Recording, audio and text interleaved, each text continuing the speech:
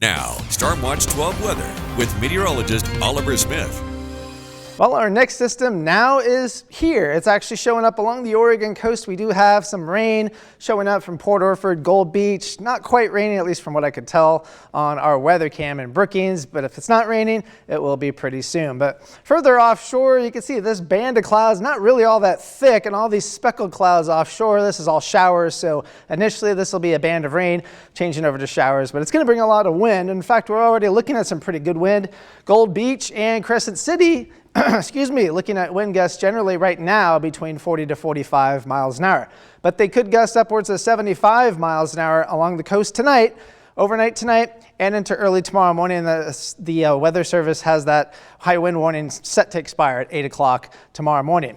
It'll stay windy east of the Cascades, as well as we still have that wind advisory through pretty much all day for tomorrow and into the Shasta Valley. Current temperatures right now, 30s and 40s for the most part. We do have 50s along the Oregon coast, and tonight we'll drop into the upper 20s out towards Lakeview. Otherwise, we'll be looking at 30s and 40s for the rest of the area. 39 for Medford. Tomorrow, though, we should make up to 50 degrees. 40s east of the Cascades, a chilly 40 degrees, and Mount Shasta City and low 50s along the Oregon coast. Now, how much snowfall are we going to be looking at with this particular system through early on Monday morning? Couple inches out towards the east side passes, generally along the Cascades, about 5 to 10 inches, give or take a little bit. Lake of the Woods maybe getting a little bit less, but over towards Mount Shasta City, we could be looking at 2 to 4 inches, a little bit less for Siskiyou Summit along Interstate 5. Now, here is our next system showing up tomorrow morning.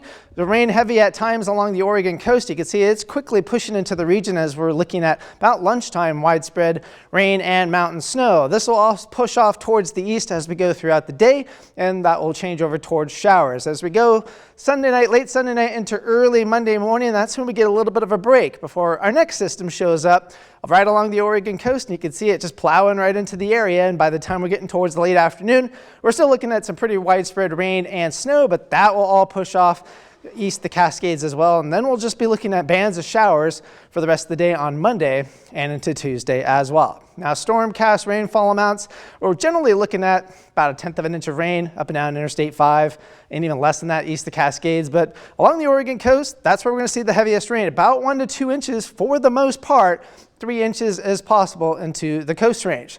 So the traveling conditions of the higher passes, not great through Tuesday. Wednesday, things improve quite a bit. And that's because we're stuck with this chilly air. We keep getting these systems moving into the region, and that's going to continue through Tuesday. But if you like nice weather, boy, that's really going to come full-fledged, especially once we get towards the latter part of the week and into the weekend. In fact, we're going to be looking at temperatures 70 to 75 degrees. So you know what that means. It means it's time to get out those sunglasses, time to get out and get the suntan lotion, things of that nature. And then allergies, oh boy, they're probably going to start going crazy at that time. So if you're an allergy sufferer, that's not good news for you. But in terms of our forecast for the Oregon coast, temperatures right around 50 degrees through Tuesday, warming up into the mid-60s by the end of the week. Northern California will be looking at between 46 and 53 for the next several days, and then temperatures really get nice, but overnight lows still very cold in the mornings. Klamath Basin, that same kind of scenario. Temperatures,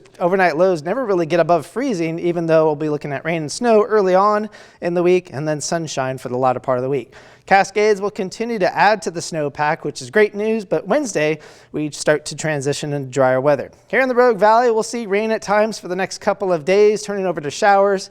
Another wet day on Tuesday before we finally start looking at some nice weather. Look at that, Friday and Saturday into the 70s.